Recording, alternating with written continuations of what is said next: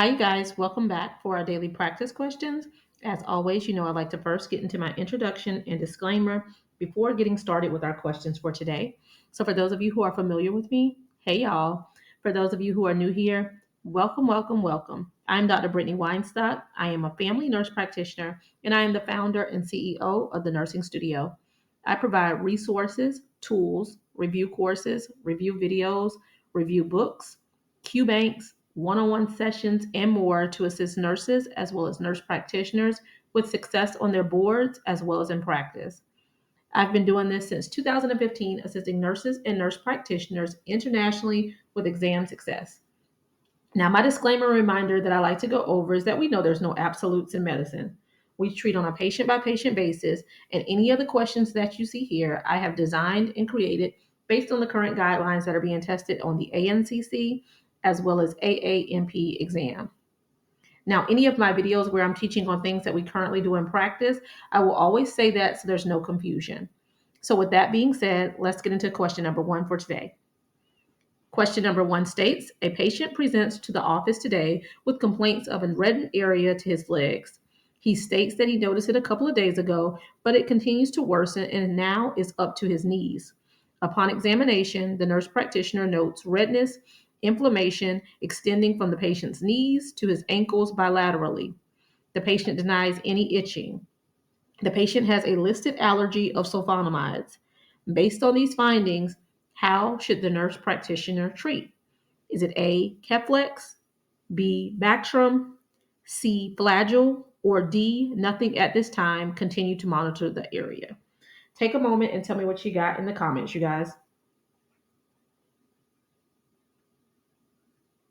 All right, you guys. So, I always recommend reading the stem of the question first, as the stem allows you to slow down to ensure you're answering what is being asked of you.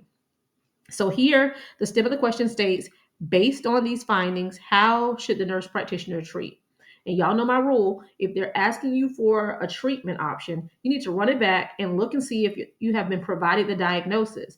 If the diagnosis is not provided, run it back a step further and you walk through those assessment findings so that you're able to determine a differential diagnosis, right?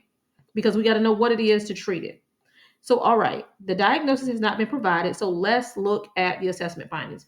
And remember, I always like to say, when you are looking at assessment findings, make sure that you are practicing to look at their age, their gender, and their ethnicity also. There is significance in those things because that will help to contribute in certain fashions on things that may be more likely in those populations and age groups, things that we may treat differently in those population and age groups. So when you are doing practice questions, I was just discussing this in a session yesterday, that I want you to start making it your duty to look at all of those things. So when you practice, go back and look for those little details as well, so that when it's, I say game time, when it's game time, you're able to perform and execute as you should. So when it's test day, you can show up in a second nature because you have practiced in this fashion, right? So again, we're looking at these assessment findings.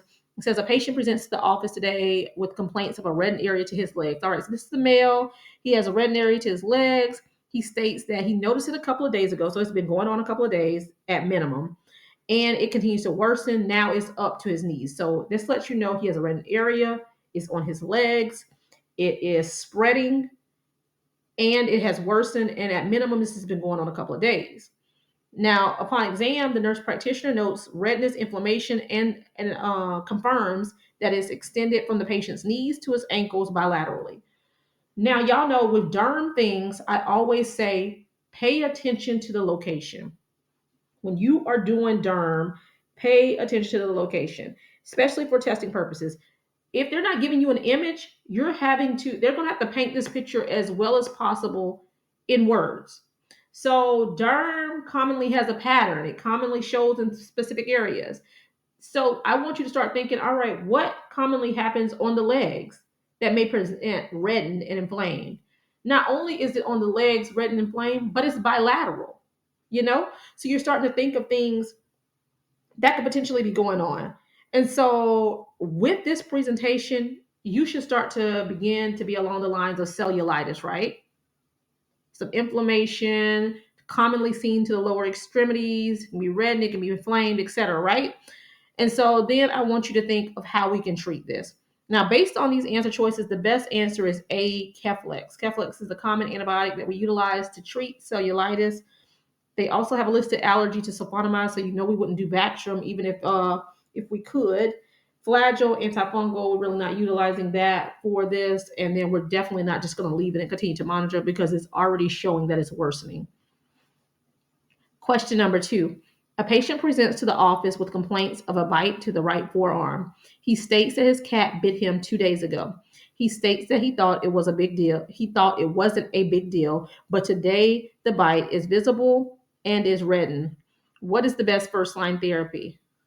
Is it A, doxycycline, B, Bactrim, C, augmentin, or D, topical metronidazole? Take a moment and tell me what you got. All right, so stem the question here. What is the best first line therapy? Again, if it doesn't give you a diagnosis, look at the assessment findings when you're looking for treatment options. So this patient came in with complaints of a bite to the arm. He says his cat bit him. So when we do animal bites, human bites, first line therapy is augmentin, right? So C, augmentin. No need to make it deeper than what it is. Augmentin is your first line therapy, okay? And then lastly, question number 3. A patient presents to the office with complaints of a painful area underneath his arms. Upon examination, the nurse practitioner notes 2 nodules and pustules to the left axilla. The area is tender to touch. The patient has a listed allergy to penicillin. What is the best treatment option at this time? Is it A, augmentin, B, Bactrim, C, clindamycin, or D, doxycycline? Take a moment and tell me what you got in the comments, y'all.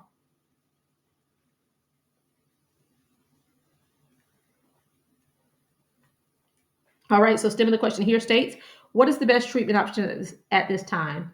So again, asking for treatment, run it back. Have they provided you with a diagnosis? No. All right, so run it back.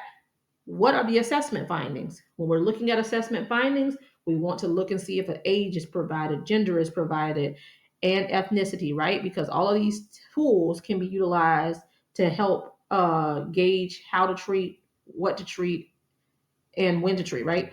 So this patient presents to the office. They have a painful area underneath his arms, is his complaint, right? Male, painful region under his arm. All right, cool. That's all we know. On exam, the nurse practitioner notes 2 nodules and pustules to the left axilla. Again, derm, location. Start to think of things that can help. What can happen in the axilla region? So the armpits, right? Axilla. First thing comes to my mind is hidradenitis suppurativa, right? Those are the things there. So let's think about that.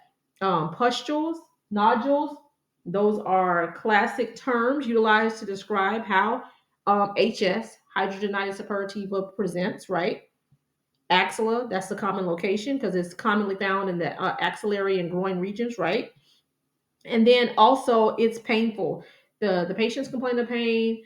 On exam is tender to touch. This is checking all the boxes, so let's go with that. Now, if they tell you an allergy, you want to keep that noted in mind just in case you need to process through how you treat, right? So when we think of HS, hidradenitis suppurativa, because now we have that as a differential in mind, what are our first line therapy? How do we treat this? So typically you either treat with doxycycline or augmentin, right?